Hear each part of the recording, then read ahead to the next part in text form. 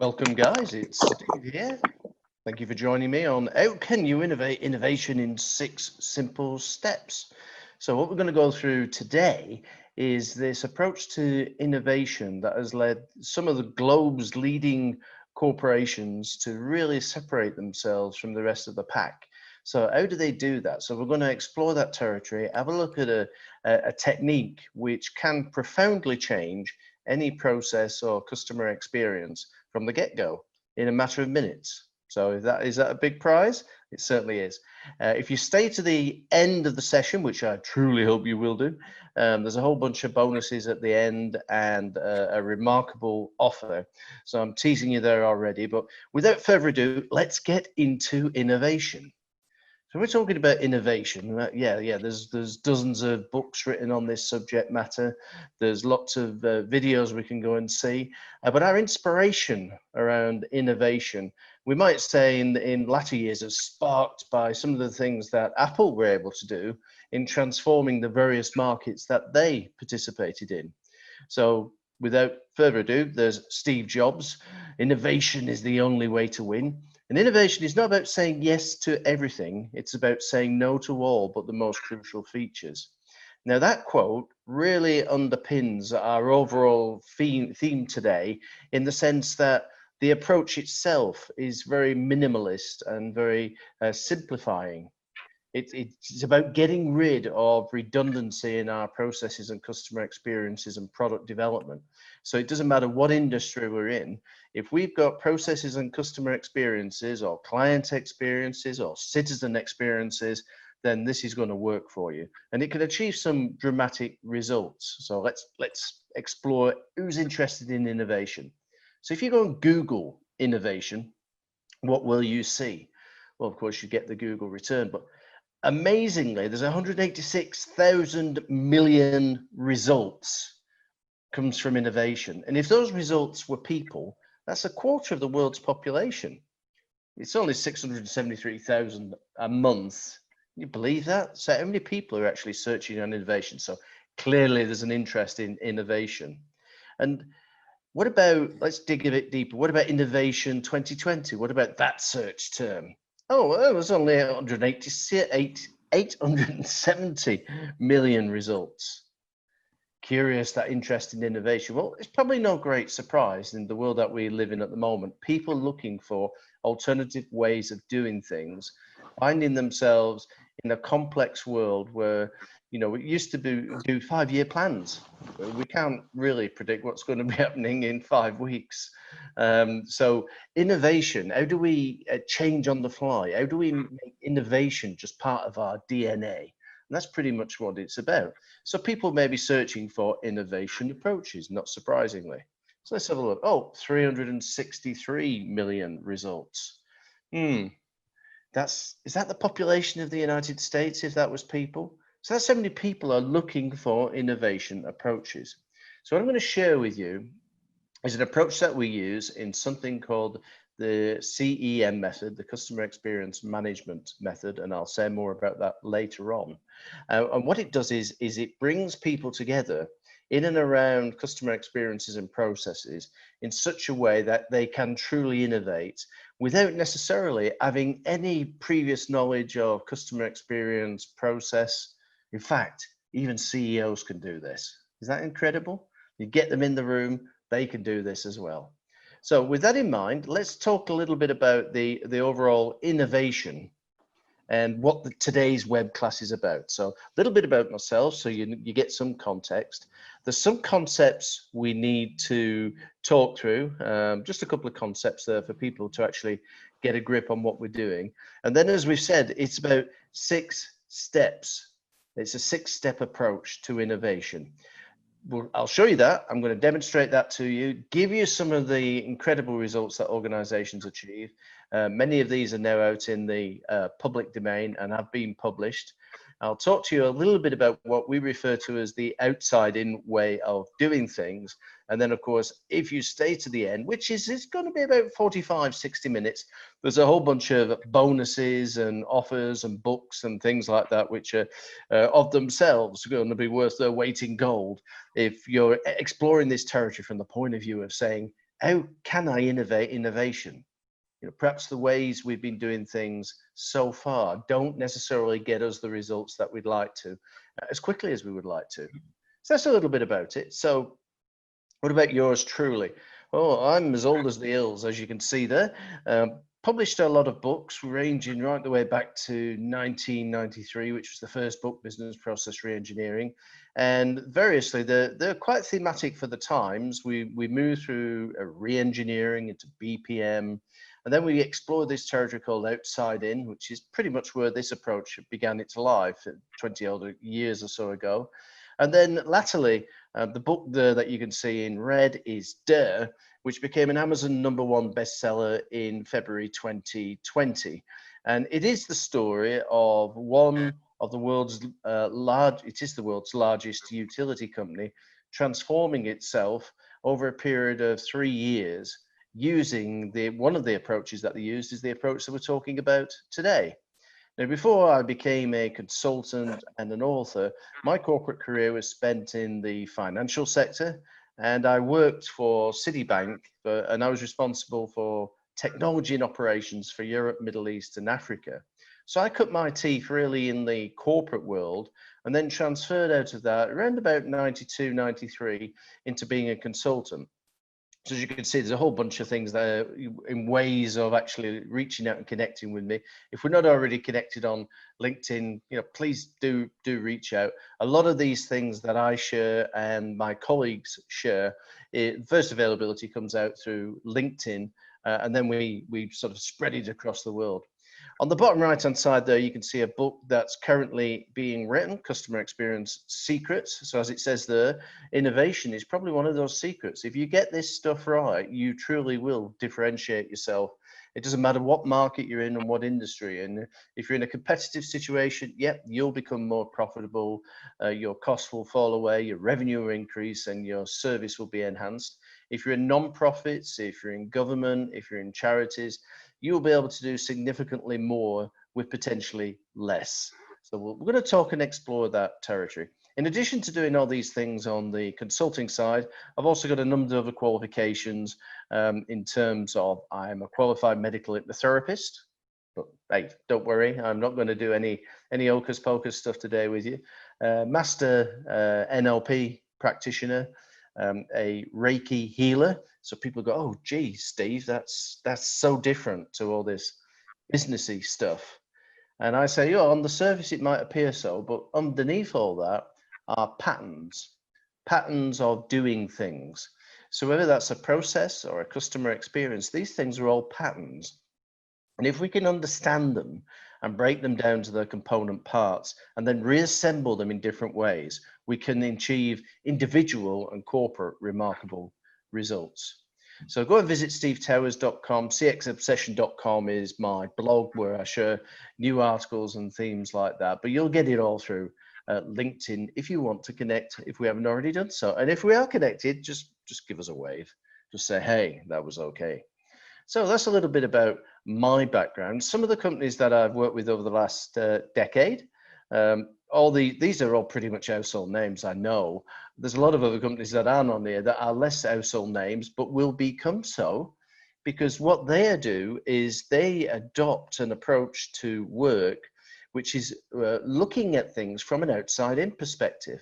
Now, what's that about? Well, the history of business has been cloaked and informed by industrial age thinking. So we have folks now who are talking about industrial age 4.0 and things like that. But what I'm going to share with you on innovation has nothing to do with an industrial approach to actually fixing things. It's all about looking at the world through the customer's lens, looking at the world from an outside-in perspective, looking at the world through the experiences we create for our customer, good and bad. And then being able to innovate around those experiences and the associated processes and technologies allows us to create remarkable products and remarkable services that previously have been beyond our reach before. Now, as people know who've attended some of the programs I run and my keynotes, they'll have heard me talk about some of these organizations, and they've all got a story to tell. So not surprisingly, in some of my books, some of these organizations feature. And I'm going to give you a couple of examples. after I've gone through the practice of the 6-step approach, to give you an opportunity to see the remarkable things that these guys are actually doing when they apply innovation from this outside-in perspective. So one of the concepts I need for you to get, for me to be able to talk about this, this whole idea of the innovating innovation, is the concept of moment of truth. Many of us will have met this before, and many years ago, 20 odd years ago, when I was being introduced to the whole idea, I was working with a company called Southwest Airlines in the US, a few other organizations at the time on the financial sector side and pharmaceutical side were talking about this concept, moment of truth. And the guy who came up with this idea was a chap called Richard Norman from Sweden, right? And Richard wrote his university thesis around the idea that any interaction you have with a customer is a moment of truth. And there's two types of moments of truth back in the day, in the late 1970s when he wrote his thesis. There are moments of truth which are moments of magic, when things go well and things are happy and things succeed and successful outcomes are achieved. And then there's moments of misery, right? And that's when things fail. And he coined the phrase points of failure. So in association with moments of truth, every single moment of truth, every interaction you have with a customer is a potential point of failure.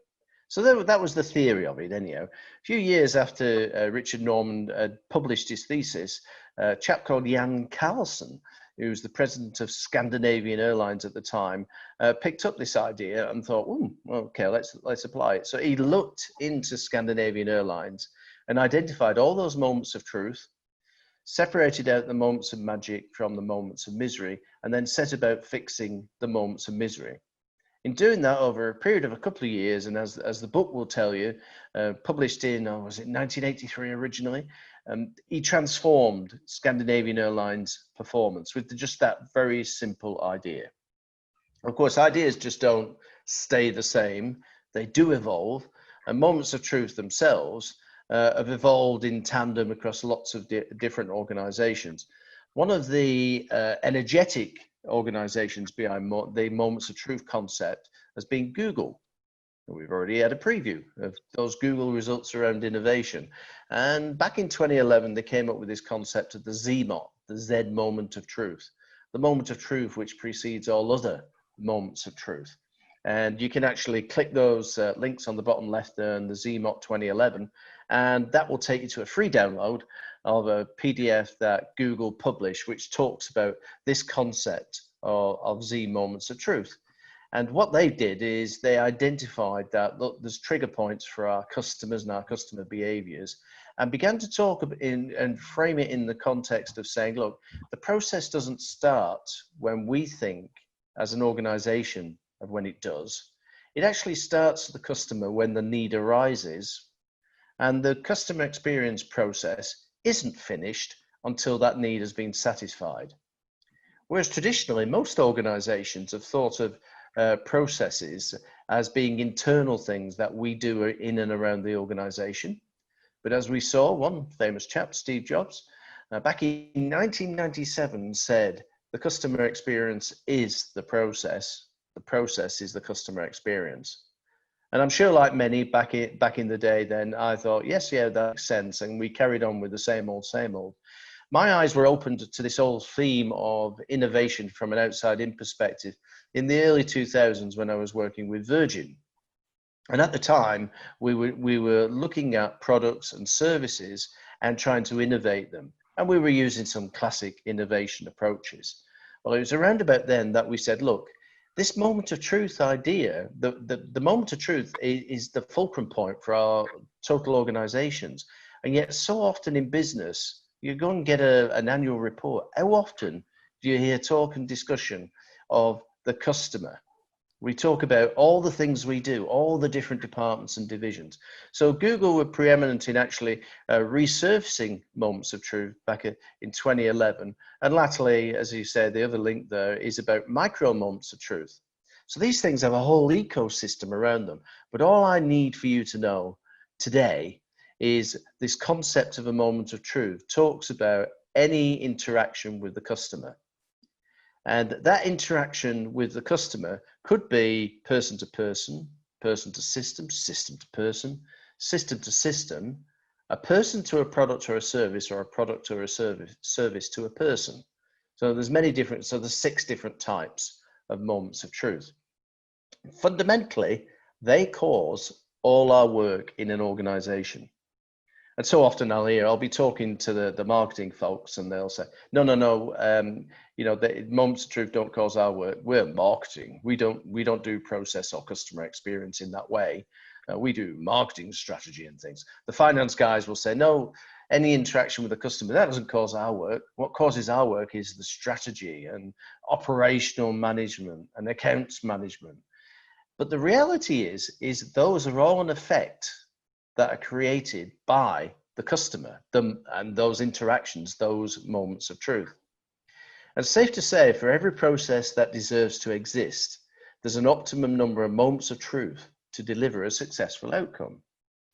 So in engineering terms, and I was back many decades ago now, trained as an industrial engineer. If we think of it through the engineering sort of lens, is we should be able to get quite scientific about this whole thing of customer experience, and not be reliant on what I would think of as soft and fluffy subjective measurement systems, which are not representative of our total customer base.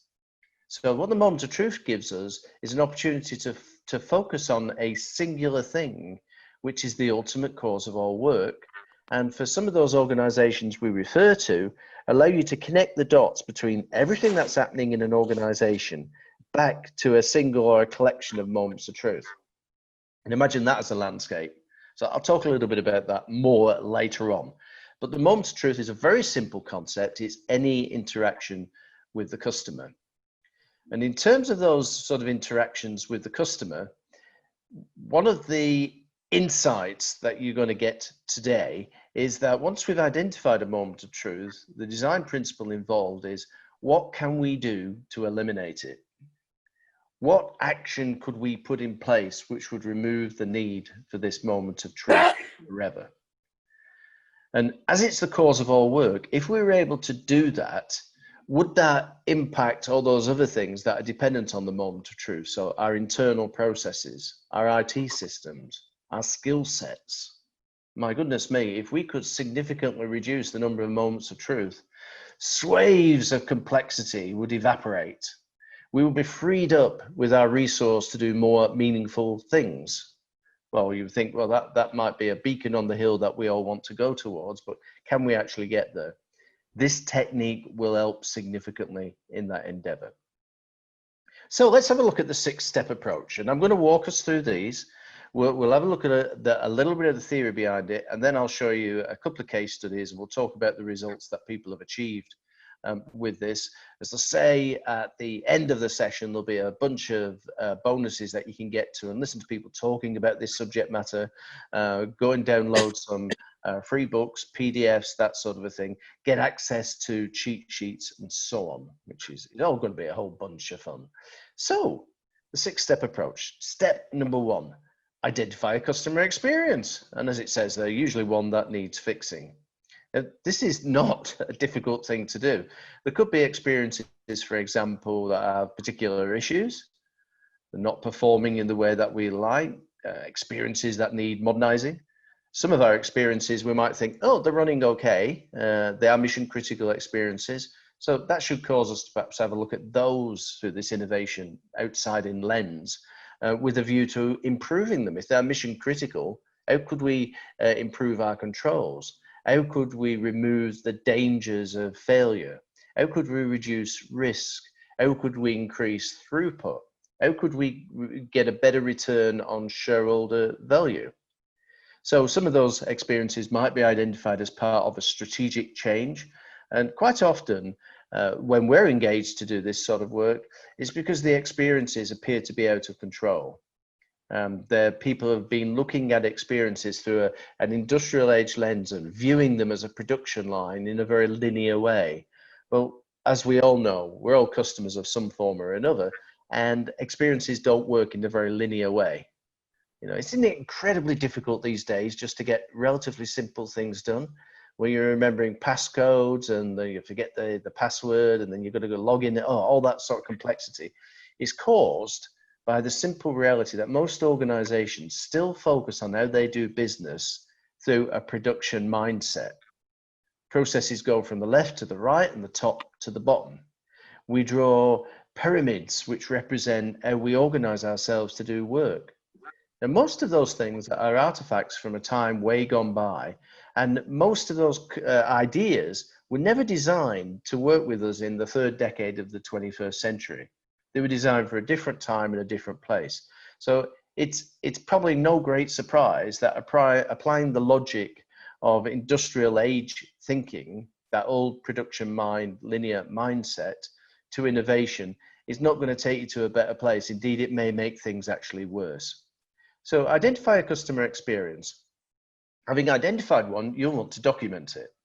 And here we go again. Now, there's a whole bunch of different ways of documentation. You'll see our approach is really, really simple. All we need is that concept of a moment of truth. It's simple and straightforward for all those involved. And as I mentioned earlier on, doesn't need people to have an MSc in computer science or customer experience or process management or enterprise architecture. I suppose all of which I've got, but there you go. You don't need all those things to be able to do this effectively. It is inclusive of the whole organization. It's not just a specialist domain.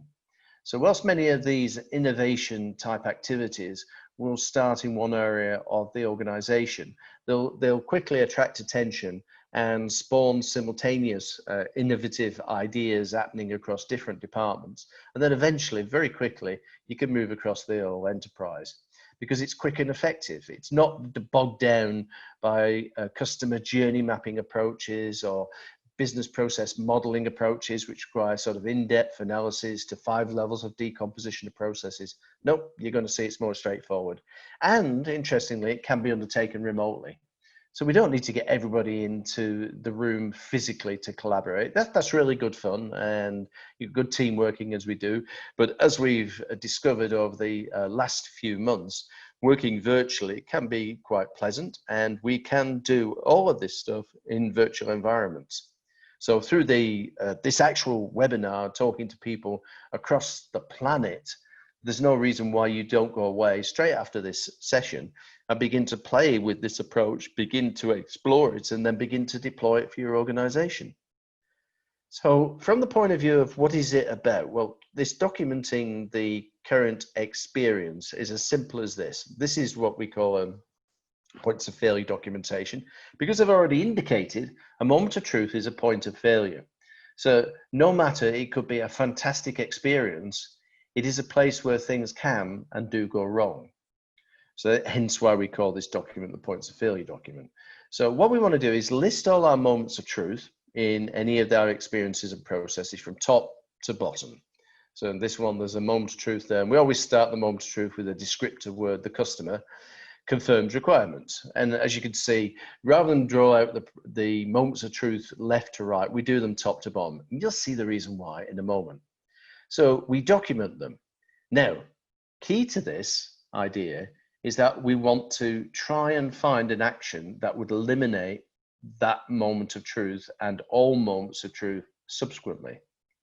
If we accept that moments of truth are the cause of all work, so the work anybody is doing in the organization, or anything, any IT system, any component of our organization can be connected back to its genesis moment of truth. And if you can't connect those pieces of work back to a moment of truth or a set of moments of truth, then you might ask the question, why are we doing it? It might be an artifact of the past where that was a worthy thing to be doing. We were operating that financial system because it gave us control back in the day. But if it's not delivering a connection to a moment of truth, then quite a valid assumption might be, oh, right, okay, well, we can't find that connection. It probably doesn't exist. Can we question the need to be doing this work? So we literally connect the dots. The CM method, the customer experience management method, which grew out of work we were doing with Virgin in the early 2000s, was all about understanding that to be able to innovate, you need to understand the root cause of all work. The root cause of all work is the moment of truth. If it is the moment of truth and we begin to eliminate them, find actions that can replace those moments of truth, then we'll change everything associated with it. The approach is interactive and fun. I like fun. Why shouldn't work be fun? It's all about getting people together, sharing their sort of their ideas and so on like that. And when we get into this idea of elimination of the moment of truth and putting actions in place to remove it, it's going to flush out even from non-creative people. Sometimes wacky ideas that you think that's not going to be possible to actually implement. But at the same time, let's have a look at that through the lens of some of the suggestions. So we would list out our moments of truth from the top to the bottom on the left-hand side of this chart. Identify some actions. Now, this is where some of Apple's genius comes in, is rather than starting at the top, which is traditionally where we'd start on these sort of diagrams, let's find something for moment of truth number 1, moment of truth number 2, and so on. We're actually going to start with the last moment of truth in the experience. And we're going to identify an idea to eliminate that moment of truth. Okay. It can't just be about improving it. It can't be, and you will get this pushback. You'll get people say, well, we need that moment of truth. And you say, no, that's not the actual process that we're going through here. The game is to find an action which would eliminate that moment of truth. And as Amazon discovered, is for any process that deserves to exist, there's an optimum number of moments of truth to deliver a successful outcome. So with that in mind, theoretically, if a process deserves to exist, then the ideal number of moments of truth theoretically could be as little as 1.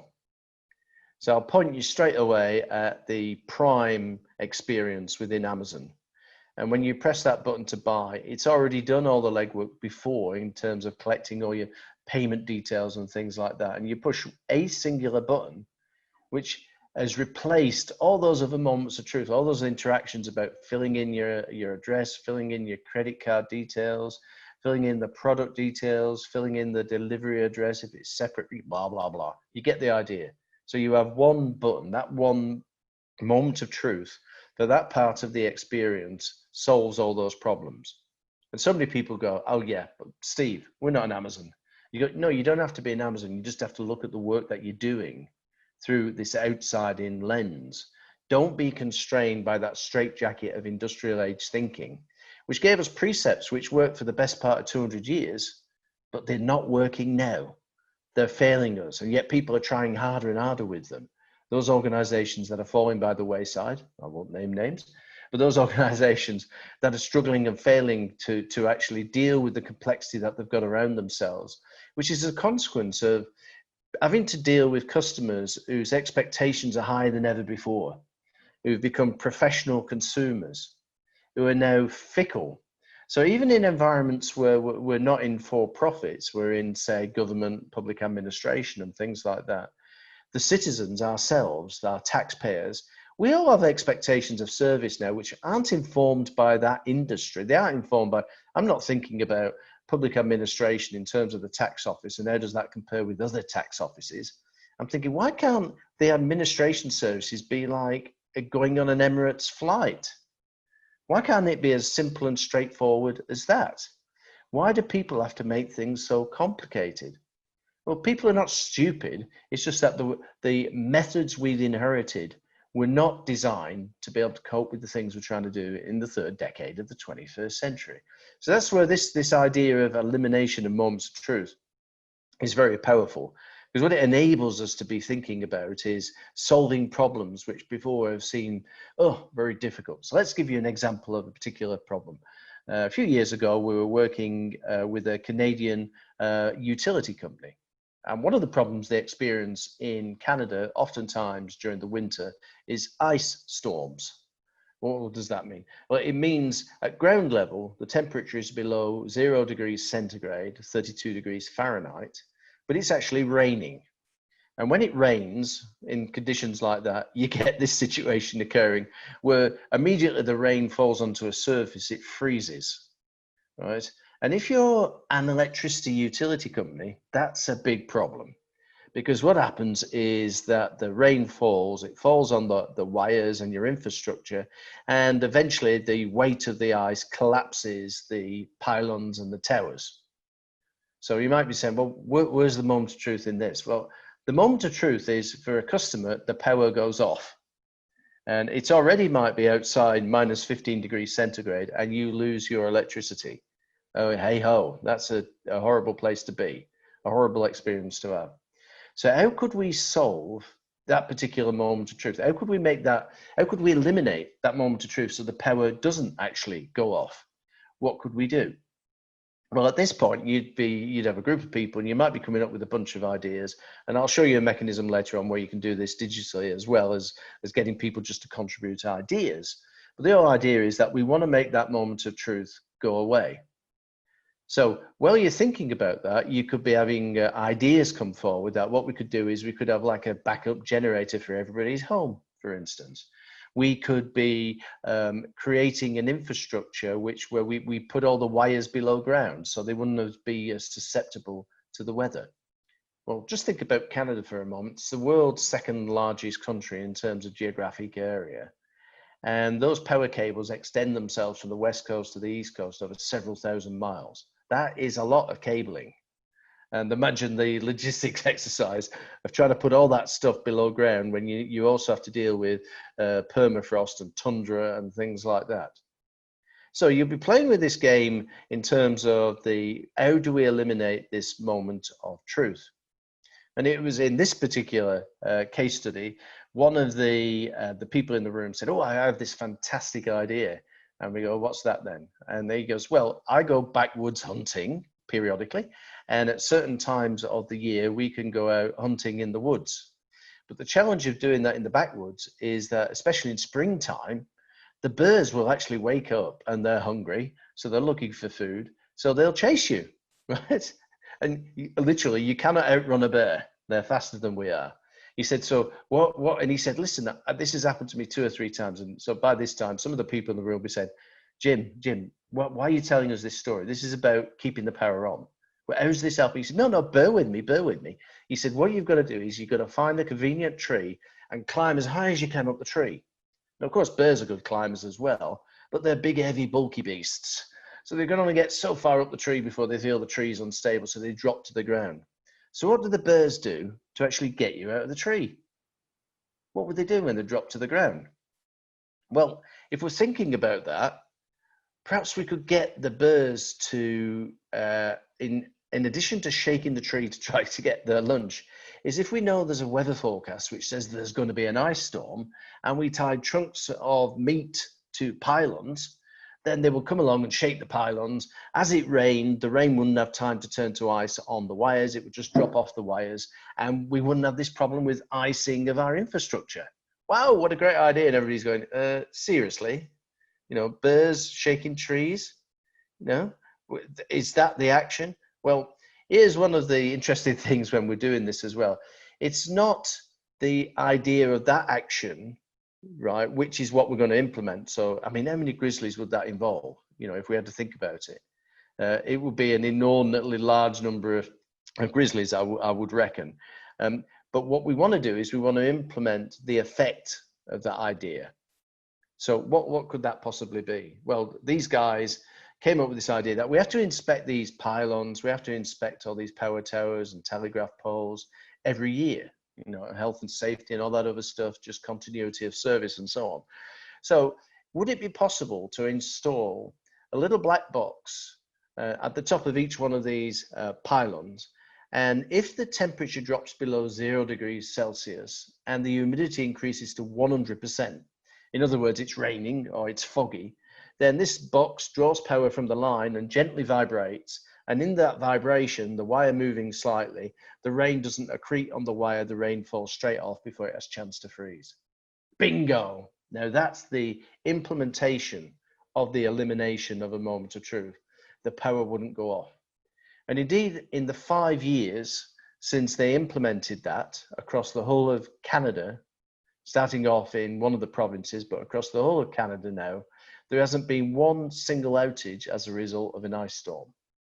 Imagine the saving in cost, the improvement of service, and the increased loyalty of your customers to your service because you don't suffer these outages anymore. You don't have whole swathes of countryside and cities going dark because there's an ice storm. And that simple device, we worked it out, it cost something like 60 cents, 60 Canadian cents to actually install that. So that's how you get this idea of, let's look at each moment of truth, find an action that would eliminate it. Don't get too hassled about, the idea that some of these ideas are ludicrous. It's the effect of the action to eliminate idea, which is what we're going to implement.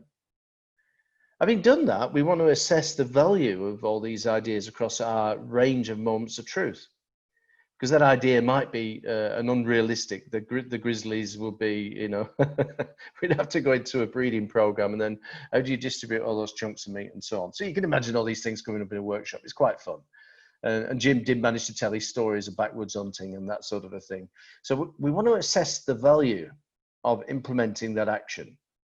So if we installed these little black boxes in this particular moments of truth context, would it enhance service? Would it reduce cost? And would it grow revenue? Well, let's look at that in the context. Would it enhance service? Yes, because you have 100% uptime of your power to your home. Would it reduce cost? Well, yes, of course. We don't have to keep replacing infrastructure which has been destroyed in the ice storm. And would it grow revenues? Well, it's going to engage with customers in a way that they will probably be more loyal to us. So the direct benefit there is less tangible, but nevertheless that it's there. So service, cost, and revenue. So we refer to that in mature companies as the triple crown, because one of the things we can do with these moments of truth is we can audit them. And as we improve them, we should see a simultaneous movement against reducing costs, growing revenues, and enhancing service. Now, why I say that is I'll occasionally do my keynotes, and senior executives will approach me and say, oh, yes, Steve, we're already doing this. And I think, okay, well, you don't have a huge reputation in the market for actually being totally successful. So show me your P&L statement and your balance sheet. And frequently people will say, well, why do you want to see that in the context of customer experience or process transformation? And I'll go, because I want to see those things, because I want to see a month-on-month, quarter-on-quarter, year-on-year trend against these three vectors, cost, revenue, and service, in a positive way. Because if you're not actually implementing outside-in innovation in this context, you're not doing what you say you're doing. You're not winning the Triple Crown. You're not being able to deliver the results in the way that some of those organizations who've really got control of it. So here we have an example back on our points of failure document against 2 moments of truth. So there was one idea, teleport food from store to home. And what was the implementation of that? Well, drone delivery. So as we know, in certain parts of the world, that's actually happening now, where drones are not just delivering food, they're delivering medical supplies and medical services and things like that. Another idea for a particular moment of truth was close down the stores. Well, the implementation of that was perhaps if we use centralized warehouses to distribute food to people, we won't need all these big retail frontages and big retail stores anymore. But we want to assess the value of those ideas across this range of moments of truth. So on the columns on the right there, you've got service, cost, and revenue plus. So what we can do is we can say, well, would implementing drone delivery improve service? Yes, it would. Would it reduce our costs as a business? Yes, it would. Would it grow revenues? Yes, it would. It would have a direct consequence. People would like this service more so than perhaps going to a store anymore. And the plus factor is usually something that's local to your organization. It's local to this time that we're in. And in this instance, that idea came from a company that we all know very well, was all about, will this promote our brand values? And so that got a check mark, a tick in the box. However, this other one, they use centralized warehouses. Will that improve service? Well, no, because there's some customers like to shop in store. Would that improve costs? Well, yeah, it would significantly improve costs. Would it grow revenues? Well, no, there's not a tangible link there. And would it improve our brand value and brand perception? Well, no, perhaps not. So in that context, what we can do is we can go through all these different ideas, identify whether it actually improves service cost revenue plus, or whether it's detrimental to it. And then the next stage of activity is to identify the things that give us the biggest bang for the buck, the biggest return, if you want to put it like that. So there's 2 ideas there which actually contribute significantly more than any others. So then we move into the next stage of it is, what is the consequence of that in terms of, if we were able to put those actions together and implement them, if they were compatible, what would the new experience look like? It's oftentimes when you're doing this, some of the ideas won't be compatible. So I can remember when we were working with one retail organization, there was one which was the drones idea, but the other was allowing the customer to collect the goods from the store. Well, those two don't hang together. So you probably generate different experiences around the emerging moments of truth. That's not a problem. That's great. You just don't want one linear experience, and you could justify it on the back of that. So in this instance, this came from an automotive company, 4 moments of truth in the future state. So you can see the reduction. Now we have a way of measuring these in the CM method called the disruption factor.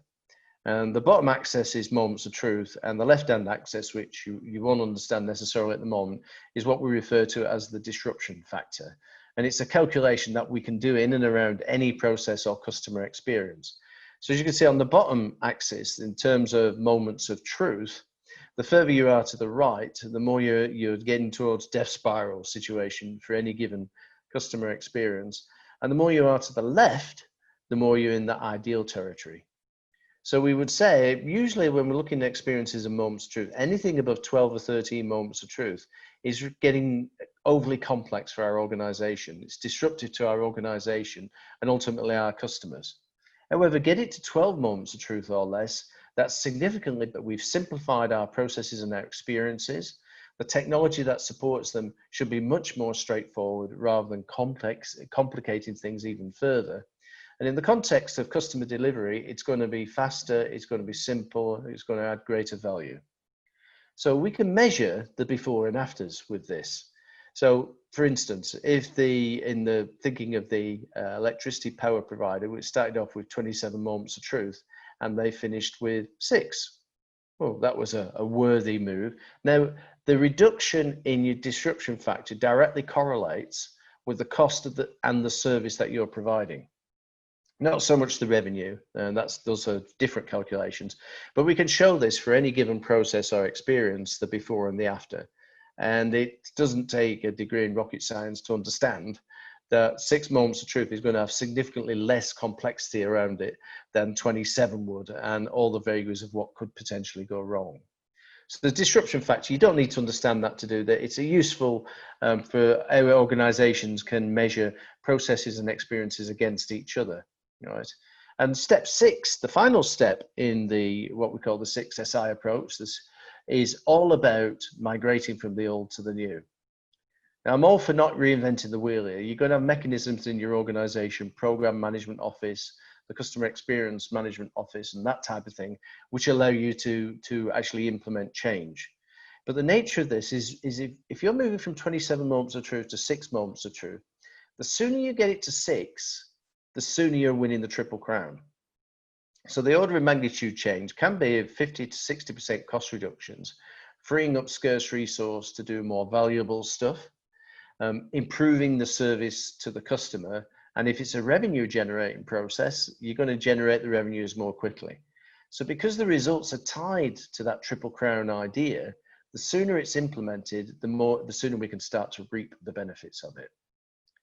So those are the 6-step approaches.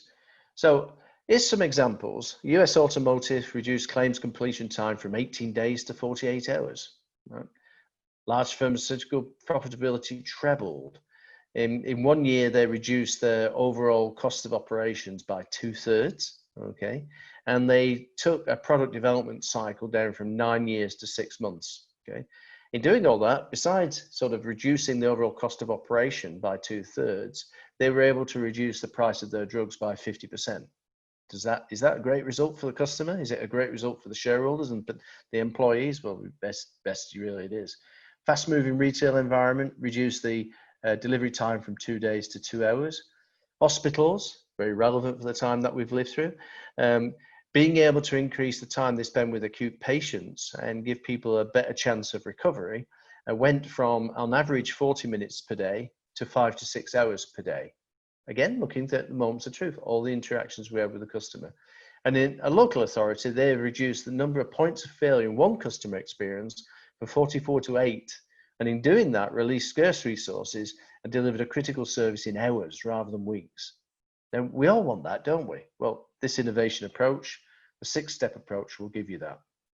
So here's an example from the B2B world using the 6-step innovation approach. So the first step is to identify a customer experience. Checkbox, yeah, we've done that. Second step is let's document the moments of truth. So if you're in the supply chain, you'll fairly typically recognize this type of experience. And it's a generic experience. It's a real live example where the names have been changed to protect the innocent. And as you can see, all these moments of truth, starting from a customer needing to order a product X until the end of the cycle, was 28 moments of truth. So that's 28 points of failure. So let's apply our thinking to that and say, okay, let's document them, right? And then determine the actions that could be taken that would eliminate the moments of truth. So remember, as I said earlier on, some of the actions initially will be really off the wall. But what you want to do is say, okay, what is the effect to achieve that elimination? And that's what you've got here, is you've got 28. Now, as you do the technique and you're working from the bottom up, no action can be repeated. So with 28 moments of truth, you're going to have 28 unique actions to eliminate. And of course, the value on the right-hand side, service, cost, and revenue. N stands for, will that meet our customers' need? And A stands for, is it achievable? So if you like, those are what we refer to as those plus factors, okay? So when we scan down that landscape and we populate the value at the end, what we can do is we can identify those things which give us the biggest bang for the buck. So moments through 6, 12, 16, and 28, as you can see. They've got tick marks and check boxes, yes, yes, yes, right? And as you can see on the overall schema of things, can we then put, as we move into the new experience, all those things together? And in this instance, you could. So one experience with 6 moments of truth actually removes all those other moments of truth that you needed before. So you create the new experience, right? And then you set about deploying it. You might contrast the new experience with the old. So 27 moments of truth down to 6. And you can do a whole bunch of other measurements around this, of course, which we talk about in the context of the CM method. But for the sake of the 6-step innovation approach, this is pretty straightforward. And this will oftentimes give you enough justification. Moving out of chaos to a more ideal situation is desirable in anybody's world. So that's just one example. That is the 6-step approach. Identify a customer experience, document the moments of truth, determine the actions that would eliminate the moments of truth, assess the value of those actions, create the new experience, and migrate the old to the new. Now, anybody can take an existing process, an existing experience, identify the relevant moments of truth, and set to work. Now, you might say, oh, I'm working in an internal environment, Steve, and I don't actually have external customers. But hey, you've got internal customers. So that's where you're experiencing your moments of truth, is with those internal customers. So this is completely scalable from a singular person to a department to a division to the total enterprise. So you could start with the moments of truth from, say, an IT perspective of delivering new IT to the organization. You could start it from a marketing perspective, delivering new product, service, and design to the organization. It doesn't have to be literally with the external customer. Now, as you move outwards, then you will reach out into the external customer. So how do organizations implement this stuff? So we're getting towards the end now, and I'm going to start talking about how you would go about doing this in a systematic way. So people set about getting themselves trained in the CEM method, the customer experience management method. They then select an appropriate approach within the method. And we've talked about 6 SI, 6-step innovation today. There are actually 7 other approaches that you can use which help you transform. So let me just show you a sort of a quick snapshot of that. On that top line, what you can see is the various steps and stages of the CEM method. And underneath each of those bubbles is an explanation for the stage. So the one we've been looking at today is in and around that bubble called innovation. So innovation is a big component of CEM method, but it's not the only component. There's one there as well, 2 steps before innovation, customer performance landscape. I mean, that's where I talked about connecting all the dots across the organization between everything that we're doing and a moment of truth and the delivery of a successful customer outcome. Well, there's a bunch of stuff in there to do with measurement, disruption factor, SCOC advances, and so on like that. And the CM method grew up about 2001, 2002, back in Virgin Mobile in the States.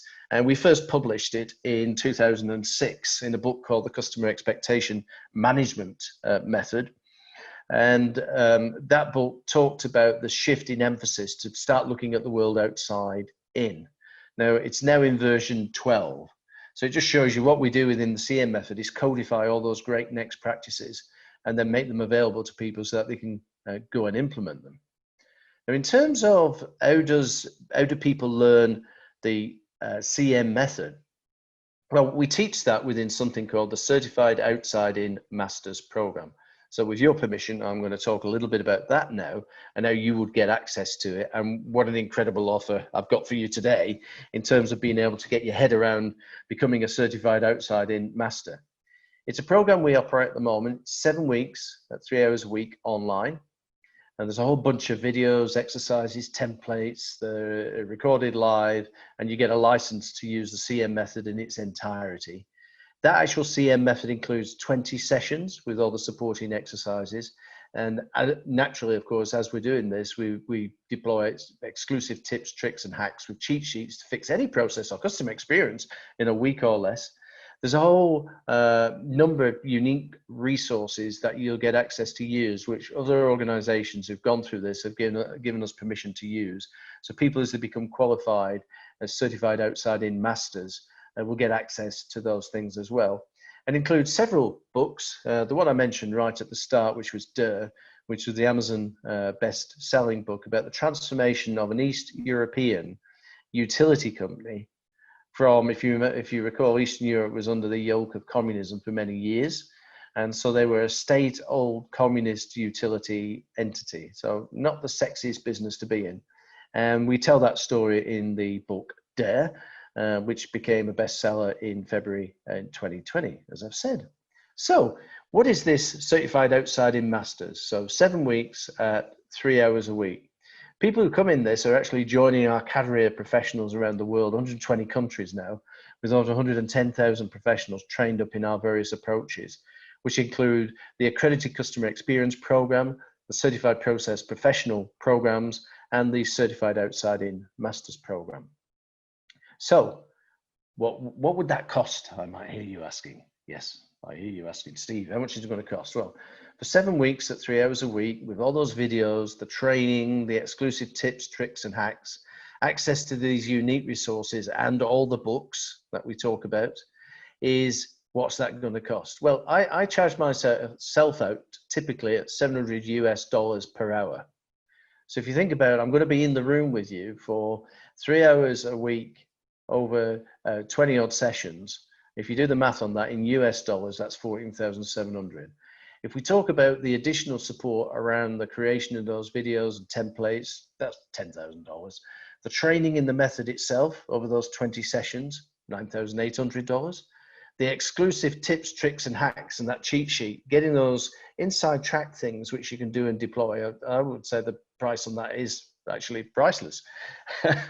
And you provide access to all these unique resources, and we're continually updating those as you will see in a few moments. And that's $5,000. And the books themselves, the Dare book sells for like $25, $30 as a hardback version. And if we group that with the other books together, it's about $150. So I could be selling you this now for just short of 40,000 US dollars. But no, today, and today only, I could be selling it for $30,000 less, $9,650. But no, we're not going to do that either. We're going to go a step further. It could be the price we sold the previous session we've just completed, $997. But no, I'm going to go even better than that. Even better than that. So what could the price be? Think of a number. Right. Okay. So the price is $397, but that is only for the 15 minutes from when that clock starts. Okay. And there's a link there bit.ly/COIM2020. So you have to type that into your browser and that will take you to the actual registration page where you can sign up.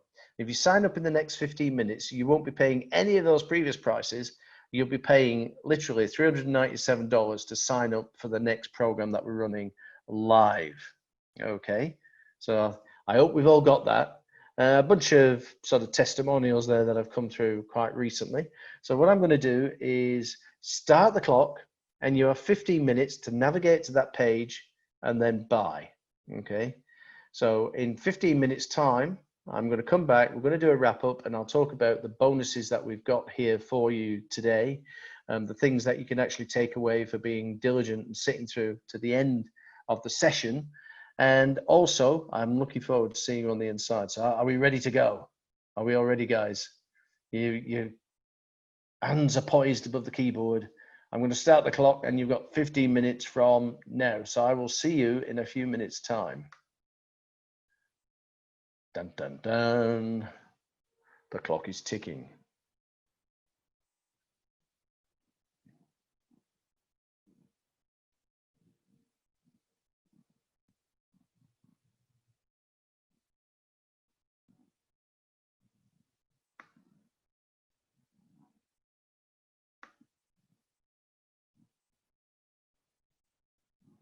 Should have a metronome going in the background here, shouldn't we?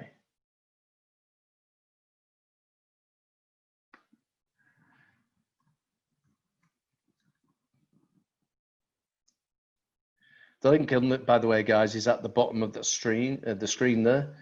Type in to your browser bit.ly/COIM2020, and that will take you to the registration page.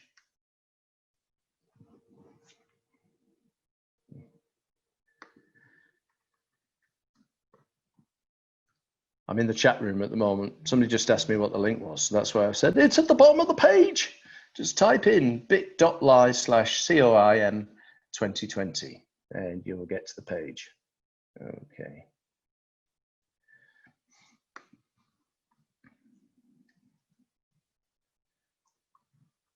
TikTok. Ah, good. Thank you. That's 2 registrations. Good. And part of the program that we run as well is about getting in touch with you before we start the program, find out a little bit of context, because we personalize every program.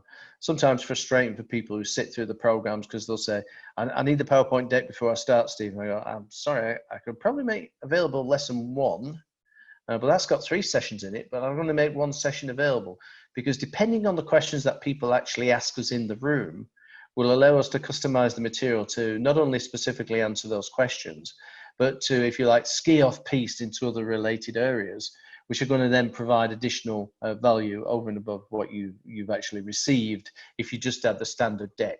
So every time we deliver these programs, they're somewhat different depending on the people who are actually involved. Isn't that cool? I hate it when you used to go to those sort of standard training sessions. My clock's paused because I'm in the chat room. Oh, there we go again. It's going again. You've got an extra 2 minutes there. What happened? That was a crafty trick to stop the clock. So I am going to let it run down to 15 minutes for you. The case studies that we talk about, in addition to that, that's a simplified version for the B2B environment, supply chain especially, but they cover every industry. So for-profits, not-for-profits, public sector, government, and what we will do is finding out the people who are in the room, and if there's a particular emphasis on a particular type of industry or business set, then we'll bring case studies to bear, which as we go through the material, the CM method itself, and those different stages, we'll bring that sort of material to the front line, and then people can see how others have done this in a similar sort of way. Not all the case studies ever get published. Quite often the work that we do initially is under non-disclosure, and it takes some time for it to come out of. But where organizations let us use the material, we literally use their examples. So we were using an example in sort of recent exercises about how one organization had transformed its hotel services. So pre-COVID, where a lot of us were flying around the planet doing different things, the hotel experience, as we all know, can be a little bit fraught. And we all tend to develop our own personal favorites along those lines. But imagine a hotel experience which had applied the innovation approach. What would that experience be like compared with a new thing of not finding the light switches, not being able to get online, getting online and finding you still have to pay for the damn broadband service? What is that in this day and age? It's like water these days, the broadband service. You shouldn't have to pay for it. Nope. I've got a little sort of, it's not a visual bell that rings, is it? Oh, you have a visual bell that, I've got a little bell that lights up when somebody has actually just registered, and it's flashing away politely at the moment, the corner of my screen. So thank you. Now, the time of this session, of course, has been majority of people focused in Australia, New Zealand, UAE. We have a few Europeans on board, and we may get one or two Americans. But by the time, like if you look at what time it will be in the States at the moment, if you're in the live session, then you are really, really diligent in actually being here. So thank you very much for registering. I do appreciate that. And I'm going to see you in the room when we start this process.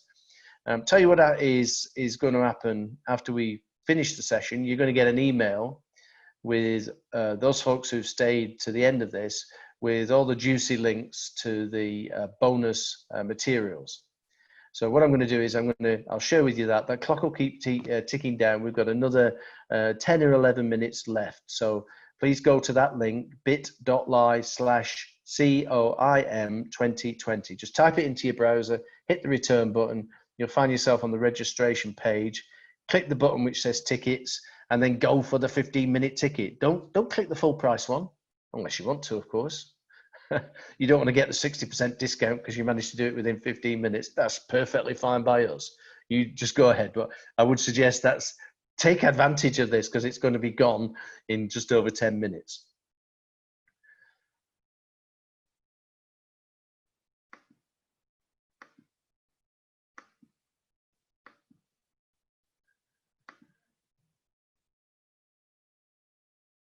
Okay, thank you, Lucas. Thank you very much.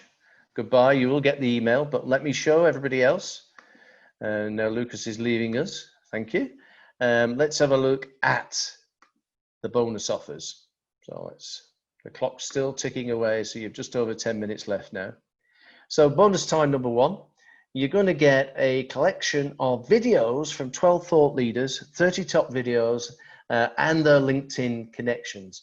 Now, these thought leaders are respectively at the top of each of their domains. So if we look at the official top 4 United Kingdom CX influencers 2020, you've got James Dodkins, number 1, also known as the CX Rockstar. And you'll get James's latest 3 or 4 videos that have been highly rated and show him at the top of his game. Videos from the other guys and the LinkedIn connections to reach out, and these guys know you're going to be doing that. Operational Excellence, Outstanding Leader of the Year. So these are awards that have been delivered by the international community to these people for being top performers in their respective fields. And then on the right-hand side, the top 5 leadership professionals. Now, 8 minutes left, guys. 8 minutes. bit.ly/COIM2020 to take advantage of the offer. So that's bonus number 1. But hey, wait, there's more. Bonus number 2, for the folks who stayed to the end, you're going to get the slides, the video of the web class, and as I promised, the cheat sheet. So that'll be useful in the context of being able to share this with your colleagues, being able to then sort of say, okay, let's cut out all the slides and let's go straight to the 6-step innovation cheat sheet. And then bonus number 3, the book that I mentioned way earlier is Customer Experience Secrets. The Customer Experience Playbook is going to be released in the next few months. So you guys are all going to get first access to that and a complimentary copy, signed if you wish.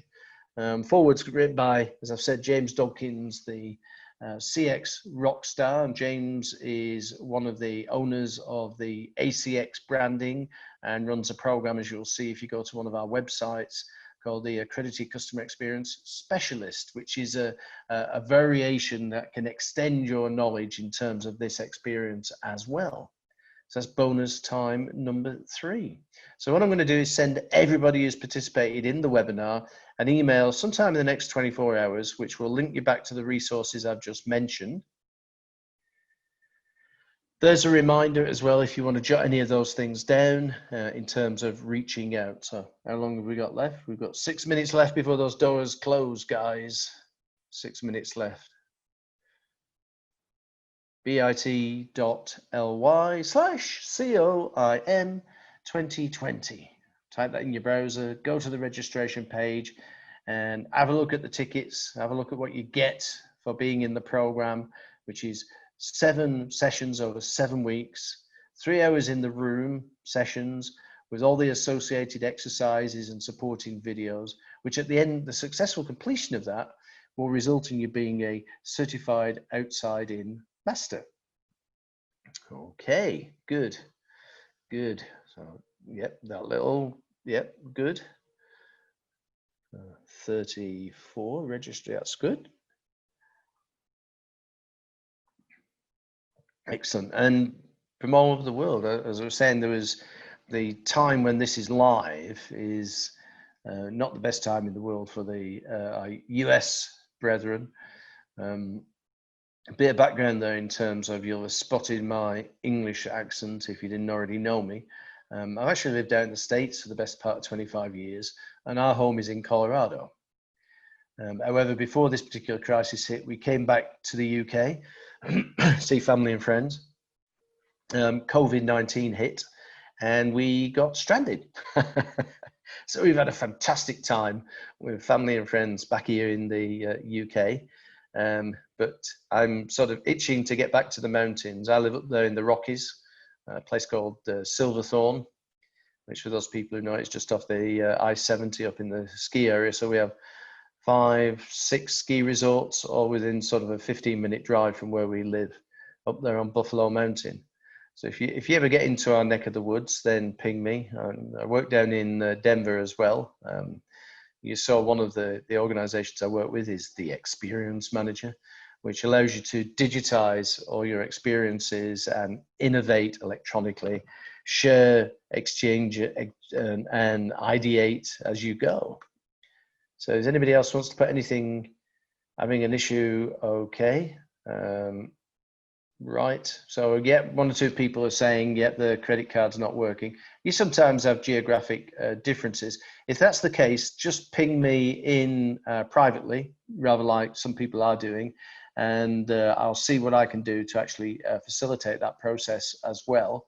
And if you have pinged me privately with 4 minutes left now, if you have pinged me privately, then I'll make sure that I can get that offer price to you. So I can see there's 3 folks in there already who are having difficulty with their credit card. Imagine the panic here. I've got to get that $397. It's going to disappear forever. I've got to be in there. So I get excited with these things because, of course, every time we have a new bunch of people in the room, and it's not training. It's like, I think of it as mentoring because I've been around for literally decades. But the experiences we're bringing into the room are the ones of those leading organizations and giving you all the tips, tricks, and cheat sheets so that you don't have to spend 4 years learning this stuff. You should be able to go through these programs relatively quickly, spend 21 hours actually in the room, and at the end of that, know sufficient that you could, if you wanted to, transform the total enterprise. And people have gone away and done that. The whole idea of the DER exercise in terms of the utility company was people said, no, it can't be done. Well, have you transformed all the people? And you go, yeah, it's the same people, the same locations, but they think of the world now in a completely different way. So it goes to the point that you don't have to sort of say, yeah, but our people will never get it. Everybody gets this stuff. It's fun and it's exciting. Once you've learned the techniques, part of the, I suppose, the rod for your own back is once you've learned the techniques, you think, my goodness me, how many wasted years has there been doing things in the same old? And what was the old Einsteinism where he talked about, The height of lunacy and idiocy is doing the same thing over and over again and expecting different results. But you don't have to do anymore. The innovation approach is just one of these mechanisms we use in the CEM method, which will allow you to look through the lens of outside in and significantly transform processes.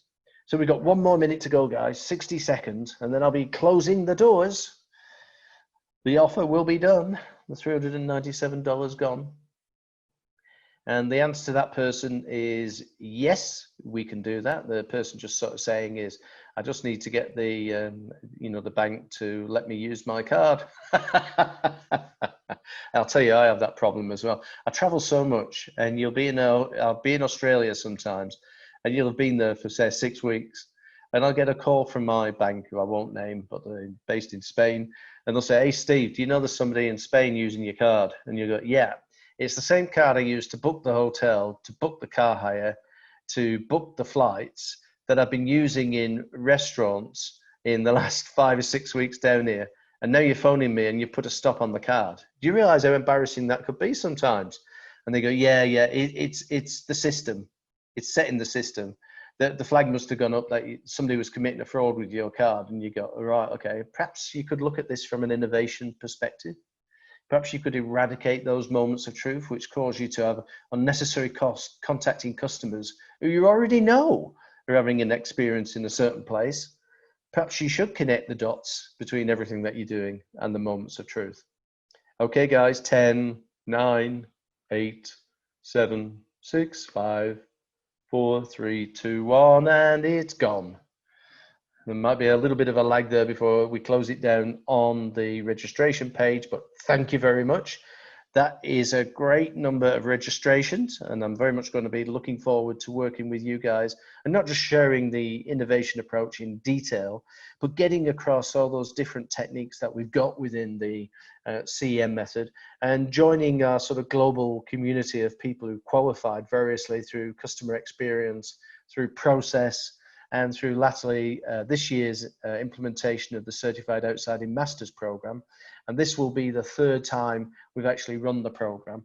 So if you're signing up, you don't have to worry that it's got some bumps and you'll get some bruises, and it's got some little ways we have to navigate around it, but we're learning as we go as well. So I'm not going to keep you on the line very much longer now. So thank you very much for your time. I've very much enjoyed sharing with you the 6-step innovation approach. I do hope you will go away and use it. And for those people who've signed up, I look forward to seeing you in the room again very, very soon. Thank you, guys. Have a great day. Have a wonderful time. Thank you.